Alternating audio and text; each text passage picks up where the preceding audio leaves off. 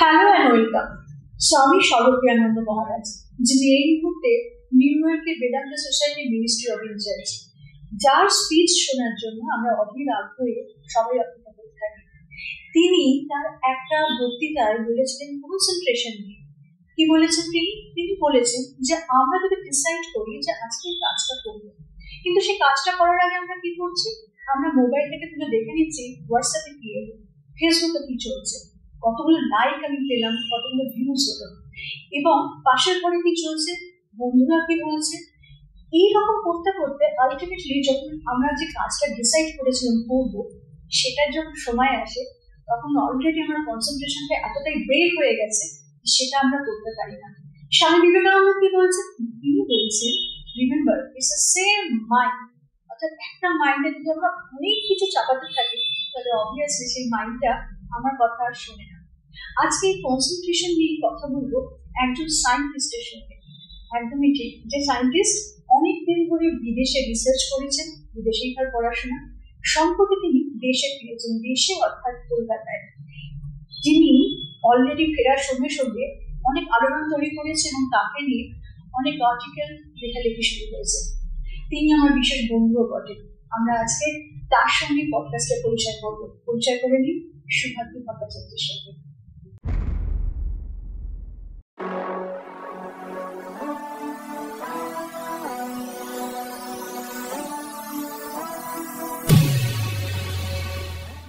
শুভাদ্রি, welcome to জলটা বয়সী। Thank you so much Jayashree. তোমাকে এবার আজকে পেয়েছি, আমি ভীষণ খুশি। আর তোমার সঙ্গে অনেক ব্যাপার নিয়ে কথা হয়েছে, বিশেষ করে এআই নিয়ে।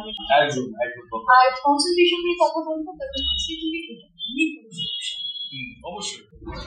শুভাদ্রি, এই মুহূর্তে শুধু ছাত্রদের নয়, অভিভাবকদেরও নয়, যারা ছাত্র নয়, যারা অভিভাবক নয়, সবাইকার মধ্যে যে প্রবলেমটা দেখা যাচ্ছে সেটা হচ্ছে কনসেন্ট্রেশন। আমরা যে কোনো কাজ বেশিক্ষণ মন দিয়ে করতে পারি। তুমি যদি বলো, ইনফ্যাক্ট আমরা মোবাইলেও কিন্তু বেশিক্ষণ থাকতে পারি না। মোবাইলটাকেও অনেক সময় আমরাকে স্ক্রল করতে করতে সেটাও রেখে দিয়ে অন্য কাজ করতে যাই। আবার সেই কাজটাকেও আমরা অনেকক্ষণ ধরে কনসেন্ট্রেশনের সঙ্গে করতে পারি না, তখন আমরা আবারও মোবাইলে ফিরে আসি। এই যে কনসেন্ট্রেশন ব্রেক হচ্ছে, এই কনসেন্ট্রেশন ব্রেক হওয়ার পেছনে তোমার কি মনে হয় যে সোশ্যাল মিডিয়া কতটা দায়ী হতে পারে? সোশ্যাল মিডিয়া তো এটার পিছনে ভীষণ দায়ী, সত্যি কথা বলতে গেলে। আমরা একটা টার্ম ইউজ করি যেটাকে বলে অ্যাটেনশন স্প্যান। অর্থাৎ একটা মানুষ একটা পার্টিকুলার অবজেক্ট বা একটা পার্টিকুলার ইভেন্টের প্রতি সিঙ্গেল টাইমে কতক্ষণ কনসেন্ট্রেশন দিতে পারছেন। এবার যদি দেখা যায় 2000 সালে আমাদের এই অ্যাটেনশন স্প্যানটা মানুষের ছিল 1 সেকেন্ডের মধ্যে, এখন সেটা এসে দাঁড়িয়েছে 8 বা 9 সেকেন্ড। এই যে এই 8 বা 9 সেকেন্ড যদি আমরা বেঞ্চমার্কিং করি, একটা গোল্ড ফিশের অ্যাটেনশন স্প্যান হচ্ছে 9 সেকেন্ডের মধ্যে। তো এই যে অ্যাটেনশন স্প্যানটা এত কমে এসছে, আর সোশ্যাল মিডিয়ায় এই যে এত শর্ট কন্টেন্ট দেওয়া হচ্ছে, যেটা 1 মিনিটের শর্ট বা হয়তো 10 মিনিটের কম ভিডিও, এতে মানুষের কন্টিনিউয়াসলি ব্রেনে যখন ডিফারেন্ট সর্ট অফ ভিডিও বা কন্টেন্ট আসছে, ব্রেন সেলস গুলো হাই লেভেল অফ স্টিমুলেশনের মধ্যে থাকছে এবং তার অ্যাটেনশনটা কন্টিনিউয়াসলি সুইচ হচ্ছে একটা জিনিস থেকে আরেকটা জিনিস। এই যে কন্টিনিউয়াসলি অ্যাটেনশনটা সুইচ হচ্ছে, এই অ্যাটেনশন সুইচ হতে হতে ফোকাসের লেভেলটা মানুষের সরে যাচ্ছে, এবং তার পাশাপাশি এই ফোকাসের লেভেলগুলো সরে যাচ্ছে বলে মানুষ আগের মতো আর সেই লেভেলের কনসেন্ট্রেশন দিতে পারছেন না। তাদের যে মেমোরি লেভেলগুলো আছে সেগুলো ভ্যারি করছে। আমাদের 3 ধরনের মেমোরি হয়, একটা হচ্ছে ভার্বাল, একটা হচ্ছে নন ভার্বাল, একটা হচ্ছে ওয়ার্কিং মেমোরি। ভার্বাল মানে যেটা আমরা কথা বলে বোঝাতে পারি যে মেমোরিগুলো, সেগুলো verbal memory. Non verbal memory মানে হচ্ছে যেগুলো আমরা কথা বলে বোঝাতে পারি না, অর্থাৎ কোনো ছবি, কোনো ইমোজিস বা ওরকম কিছু, সেগুলো non verbal. Are working memory হচ্ছে যেগুলো আমরা কাজ করতে করতে হয়তো শিখছি। তো এই ওয়ার্কিং মেমোরিটা এই যখন অ্যাটেনশন সুইচিং কন্টিনিউয়াসলি হতে থাকে, কনসেন্ট্রেশন ব্রেক হতে থাকে যেহেতু, তাই ওয়ার্কিং মেমোরিটা ভীষণভাবে অ্যাফেক্টেড হয় এবং তাতে কি হবে, প্রোডাক্টিভিটি ডাউন হবে। তো এটা একটা ভীষণ একটা চিন্তার বিষয় আমার মনে হয়, এবং এটা নিয়ে ভাবা উচিত। এই যে কনসেন্ট্রেশন ব্রেক হওয়া নিয়ে, স্টুডেন্টদের পড়াশোনাটা কনসেন্ট্রেশন ব্রেক হচ্ছে, যারা চাকরি করছে তাদের ধরো যে প্রজেক্টগুলো করতে হচ্ছে সেখানে কনসেন্ট্রেশন ব্রেক হচ্ছে। আরেকটা জায়গায় বিশেষত কনসেন্ট্রেশন ব্রেক হচ্ছে সেটা হচ্ছে রিলেশনশিপে। তো এই যে এই কনসেন্ট্রেশন ব্রেক হওয়ার জন্য কিন্তু আরেকটা জিনিস ভীষণভাবে এফেক্ট করছে, সেটা হচ্ছে ডিপ্রেশন চলে আসছে। অবশ্যই, হ্যাঁ। তো এই ডিপ্রেশনটা জন্য ঠিক সোশ্যাল মিডিয়ার কথা তাই বলতে পারো, বা এই কনসেন্ট্রেশন ব্রেক হওয়ার পেছনে মানে ডিপ্রেশনটা কি সেটার সঙ্গে জড়িত রয়েছে? মানে ডিপ্রেশনটা কি কনসেন্ট্রেশন ব্রেক হওয়ার জন্য কি আসছে বলে তোমার মনে হয়? তো এই কনসেন্ট্রেশন ব্রেক হওয়াতে রিলেশনশিপের উপর যে এফেক্টটা পড়ছে, সায়েন্টিস্টরা তুমি কি বলবে? রিলেশনশিপ গুলো অনেক ফ্র্যাজাইল হয়ে যাচ্ছে আর অনেক ভার্চুয়াল হয়ে যাচ্ছে। তো ভার্চুয়াল সম্পর্কে যখন শুরু হচ্ছে তখন মানুষের সম্পর্কগুলো লিমিটেড সেন্সেস দিয়ে হচ্ছে। আমার যেটা মনে হয় ডিপ্রেশনটা অ্যাকচুয়ালি অনেক লম্বা একটা আউটকাম। কনসেন্ট্রেশন ব্রেক নিশ্চয়ই হচ্ছে। সোশ্যাল মিডিয়ায় যখন আমি কারোর সাথে পরিচয় করছি, তার ছবি দেখছি, তার সাথে তো ফেস টু ফেস ইন্টারাকশন করে আমরা মানুষটাকে বুঝছি না, আমরা ভার্চুয়ালি যতটা মানুষটাকে বুঝতে পারি সেইভাবে বুঝছি। তো ওইখানে আমরা লিমিটেড সেন্সেস দিয়ে মানুষটাকে বুঝছি, কিন্তু যখন সামনাসামনি বসছি এই মানুষটাকে আমরা আমাদের সম্পূর্ণ সামগ্রিক যে আমাদের সেন্সেস রয়েছে সেগুলো দিয়ে আমরা বুঝতে পারছি মানুষটা কেন। সো এইখানে আমাদের লেভেল অফ কনসেন্ট্রেশনটা হাই হয়, এখানে আমাদের স্পন্টেনিটিটা হাই হয় in comparison to the virtual world. তো যেটা আউটকামটা যেটা হচ্ছে, ভার্চুয়াল ওয়ার্ল্ডে একটা মানুষকে একভাবে ভেবে যখন সামনাসামনি পরিচয় হচ্ছে, দেখা যাচ্ছে হয়তো মানুষটা অন্যরকম, তখন এই ধরনের ইস্যুস হচ্ছে যে আমি যেটা ভার্চুয়ালি দেখলাম সেটা আমি অ্যাকচুয়ালি যখন পেলাম না, তখন সেই সময় হয়তো কিছু মানসিক ভারসাম্যতে কোনো অসুবিধা আসতে পারে।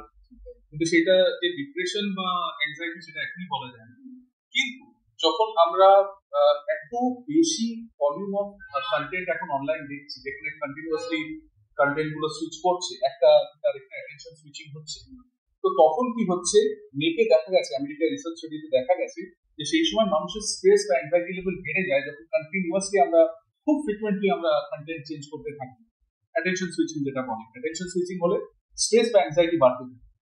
তো সেইটার কোনো একটা উপায় থাকতে হবে সেটাকে ডিল করার জন্য।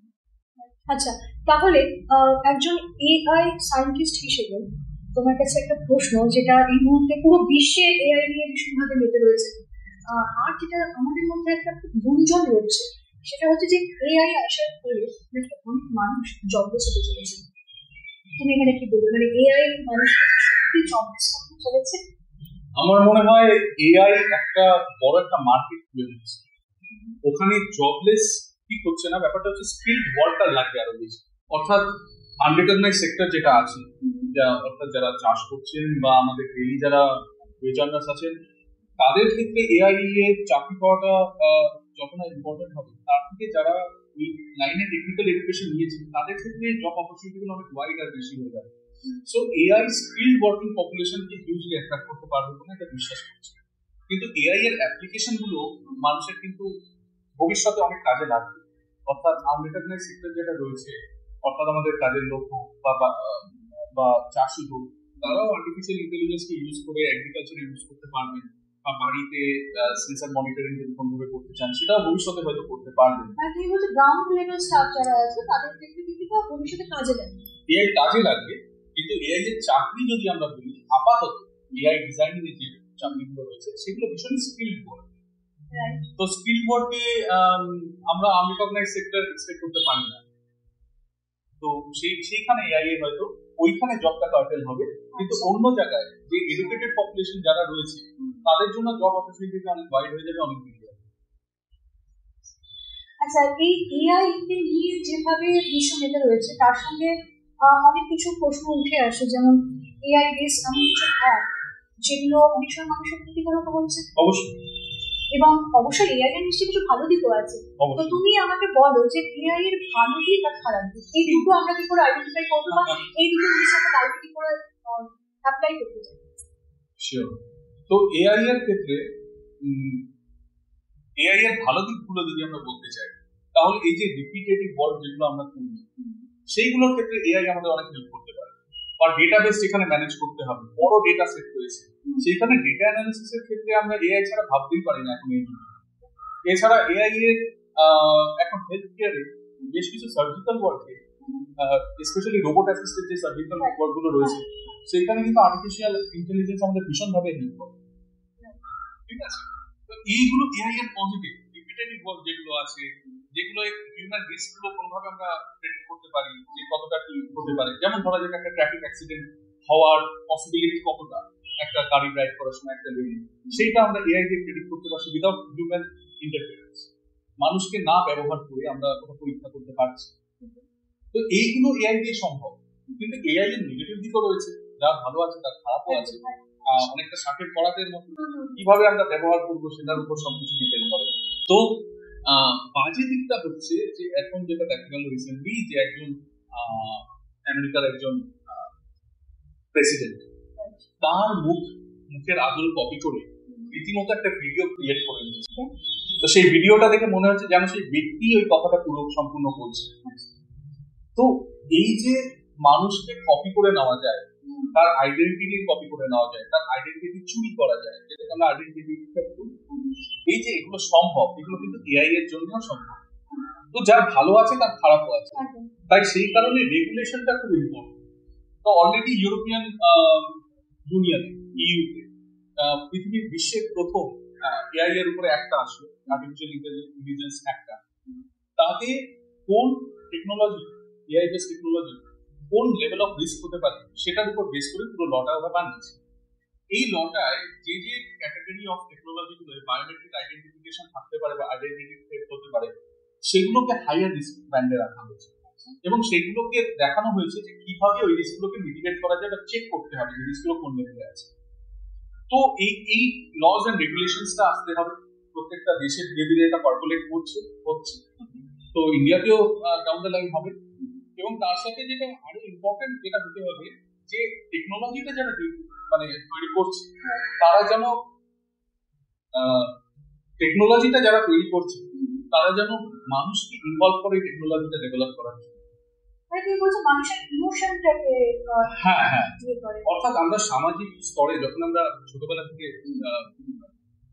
জন্ম নিয়ে উঠেছি, তখন আমরা পারিপার্শ্বিক চারপাশের জিনিসগুলোকে দেখে আমরা বুঝতে পারি যে কোনটা আপেল, কোনটা সবুজ রং, কে কাকা কে মামা, দুর্গাপূজা হয় কিভাবে। এই যে কালচারাল অ্যাসপেক্টটা, এই যে সোশ্যাল অ্যাসপেক্টটা, যেটা থেকে আমাদের সোশ্যাল ভ্যালুস গুলো উঠে আসে বা হিউম্যান ভ্যালুস গুলো উঠে আসে, এইগুলোকে আমরা টেকনোলজিতে কিভাবে দিতে পারি সেইটা আমাদের দেখতে হবে এবং সেটা দেওয়া সম্ভব। আমি যেমন আমার বিগত কিছু কাজে আমি দেখিয়েছি যে কিভাবে এই ধরনের টেকনোলজি গুলোকে আমরা মানবিক স্তরে অনেকভাবে মডিফিকেশন করতে পারি এবং সেটা মানুষের জন্য আরো উপযোগী করতে পারি। হ্যাঁ, তো এইগুলো করা সম্ভব এবং এইভাবেই আমরা করতে পারি। আচ্ছা শুভার্থী, সোশ্যাল মিডিয়া একটা মনে হয় একটা থেকে বিশাল বড় একটা অ্যাডিকশন, মানে মানুষ ধরো অ্যালকোহলের অ্যাডিকশন, তার থেকেও বেশি অ্যাডিকশন হচ্ছে সোশ্যাল মিডিয়া।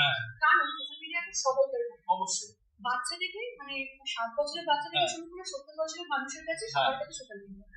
আমার কাছে বেশ কিছু ক্লায়েন্ট আসে যারা বলে যে প্রচন্ড ঘুম পাচ্ছে, ঘুমের চোখ বন্ধ হয়ে যাচ্ছে, কিন্তু তবুও তারা মোবাইলটাকে হাত থেকে রাখতে পারছে না এবং কন্টিনিউয়াসলি স্ক্রল করে যাচ্ছে। সো অ্যাডিকশন, কি করবে এই অ্যাডিকশন থেকে মানুষ কিভাবে একটু দূরে থাকবে? প্রথম কথা, অ্যাডিকশনটাকে অ্যাডিকশন বুঝতে হবে।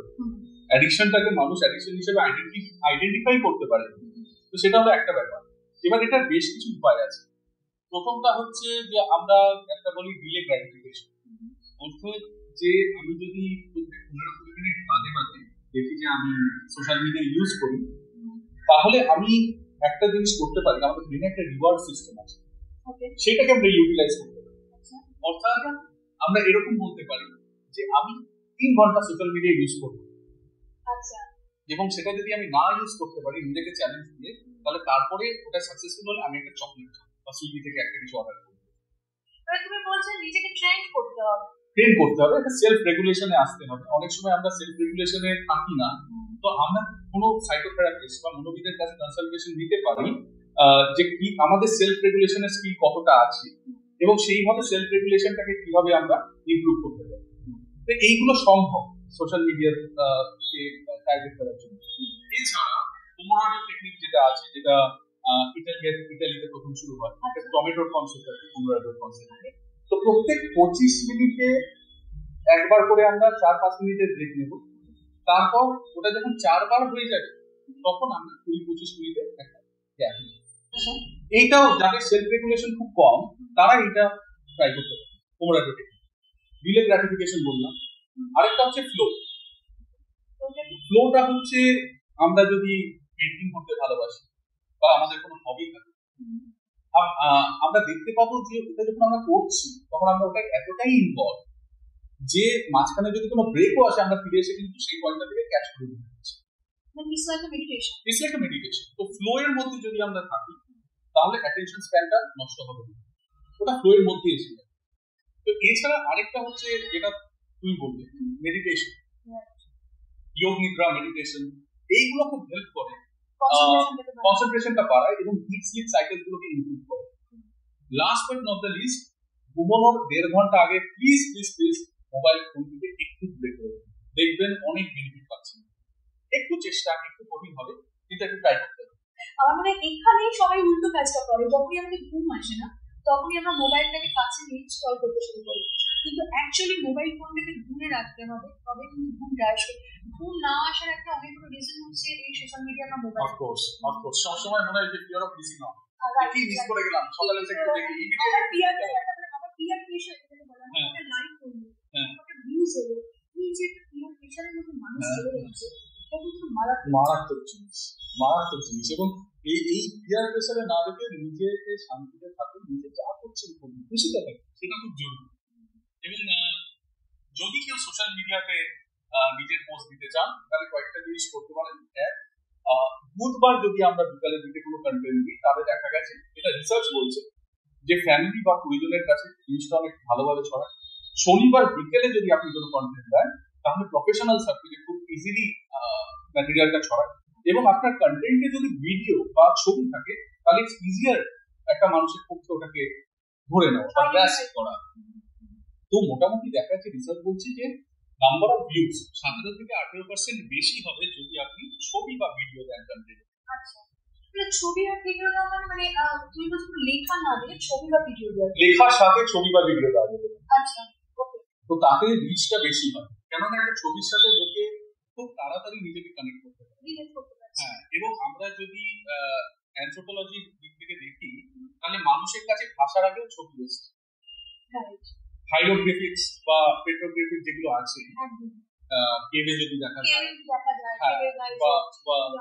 বা মিশরীয় পিরামিডের যে ছবিগুলো রয়েছে সেগুলো এক একটা চিত্রটা ভাষাটাকে রিপ্রেজেন্ট করছে। তো ওই যে চিত্র থেকে ভাষাটা এসছে, চিত্র আরো আগে আমাদের কাছে, তাই যে কোনো চিত্র আমরা দেখি ইমিডিয়েট আমরা রিলেট করতে পারি, এবং সেটাকে ইউজ করে এখন অনেক টেকনোলজিও বেরিয়েছে, যেটা ফটো ভয়েস টেকনোলজি বলে বা ফটো ভয়েস রিসার্চ বলে, সেগুলো ছবিকে ইউজ করে ওই আদিম আমাদের মধ্যে যে ছবির যে সুপ্ত জায়গাগুলোকে সেগুলোকে অ্যাক্টিভেট করে। তো সেই ধরনের ছবি বা ভিডিও খুব কাজে। আর এই ছবি থেকে কিন্তু 13 টাকার উৎপত্তি হয়েছে। তো শুভশ্রী, তুমি বলো যে তুমি কামিং টাইমটাকে আমি কোথায় যেতে চাই, তোমরা তো রিসার্চ করছো অলরেডি এআই নিয়ে, তো তোমার কাছ থেকে আমরা কি কি পেতে চলেছি ফিউচারে?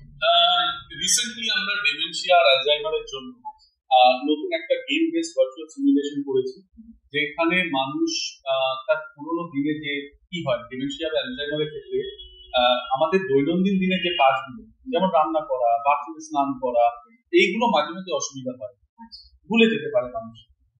তো সেইগুলোর জন্য আমরা একটা ভার্চুয়াল সিমুলেশন প্রোগ্রাম করেছি, ওটা পরীক্ষা নিরীক্ষা অলরেডি অনেকটা দূর চলে গেছে এবং বেশ কিছু বহুজাতিক সংস্থা ওটা ইনভলভ এখন। তো ওই টেকনোলজি গুলো বেসিক্যালি ডিমেনশিয়া বা অ্যালজাইমার পেশেন্ট গুলোকে আবার রিলার্ন করতে হেল্প করে ওই অ্যাক্টিভিটিস অফ ডেইলি লিভিং, বা মানে কিচেনে হয়তো সে রান্না করছে, বা এমনও হতে পারে সে তার পুরোনো দিনের ব্যালে ডান্সিং করছে যেটা সে করতে পারছিল না, এখন হুইল চেয়ারে বসে আছে, এখন আর আগের মতো ডান্স করতে পারছে না, কিন্তু ভার্চুয়ালি সে তার স্থূল শরীরটা দিয়ে বা ভার্চুয়াল বডিটা দিয়ে ডান্সটা করতে পারছে। তো এইগুলো টেকনোলজি বেসড সিমুলেশন, যেটাকে আমরা মেটাভার্স বেসড টেকনোলজিস বলি, ভিআর টিআর দিয়ে, সেগুলো আসতে চলছে। তোমার কাছে আমার শেষ প্রশ্ন, শুভার্থী, সায়েন্স অ্যান্ড স্পিরিচুয়ালিটি সাইমultaneously চলে, আমি তাই মনে করি, তুমি কতটা স্পিরিচুয়াল একজন সায়েন্টিস্ট হয়ে? আমার কাছে স্পিরিচুয়াল শব্দটার মানে হচ্ছে যেটা আমরা যজুর্বেদায় রয়েছে এবং 4টে মহাবাক্যর একটি, সেটা হচ্ছে আহম ব্রহ্মাস্মি, অর্থাৎ আমি ব্রাহ্মণ, আমি ব্রহ্মের অংশ। সো আমি মনে করি যে আমি ইউনিভার্সের একটি অংশ, এবং সেই অংশ থেকেই আমি, এবং ইউনিভার্সের সাথে যদি কানেক্ট করা যায় through nature, through meditation, through yoga বা থ্রু ওয়ার্ক, কর্মযোগা, সেটা থেকেও যদি কানেক্ট করা যায় তাহলে আমরা অনেক ভালো থাকবো, সুস্থ থাকবো। ইভেন থ্রু হবি, আমি যেটা ফ্লোয়ের কথা বলছিলাম, পেন্টিং হোক, যোগা হোক, মিউজিক হোক, হ্যাঁ।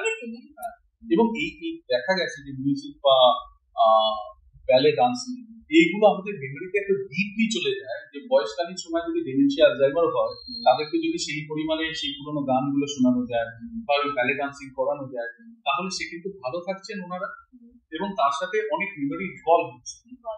হ্যাঁ, তো ওইভাবে হেল্পফুল হয়। তবে তুমি বলছো তুমি যথেষ্ট স্পিরিচুয়াল পারসন। আমি যথেষ্ট কম সেটা বলতে পারছি, কিন্তু স্পিরিচুয়াল। হ্যাঁ, টেকনোলজি তৈরি হয়েছে আমাদেরকে হেল্প করার জন্য, কিন্তু টেকনোলজি যেন আমাদেরকে পুরোপুরি খেয়ে না নেয়। আমাদের উচিত টেকনোলজির মতো করে ইউজ করা, এটা মাথায় রাখবেন। এবং অনেক কিছু জানা বাকি রয়ে গেলে সবাইকে থেকে, সেটা বোধহয় একটা পডকাস্টে কখনোই সম্ভব নয়। হপফুলি আমরা নিশ্চয়ই ভবিষ্যতে তোমাকে আবার পাবো আমাদের পডকাস্টে। Thank you so much, thank you so much. Thank you so much. আপনার সবাই জয়শ্রী চ্যানেল সাবস্ক্রাইব করুন, ভালো থাকবেন, সুস্থ থাকবেন। আপনারা সত্যি ভালো থাকবেন, আর অবশ্যই আমাদের কমেন্ট সেকশনে জানাবেন কেমন লাগছে আমাদের ভিডিও। আর যদি প্রথমবার আমার চ্যানেল দেখে থাকেন তাহলে সাবস্ক্রাইব করতে ভুলবেন না। তাহলে আজকে আসি।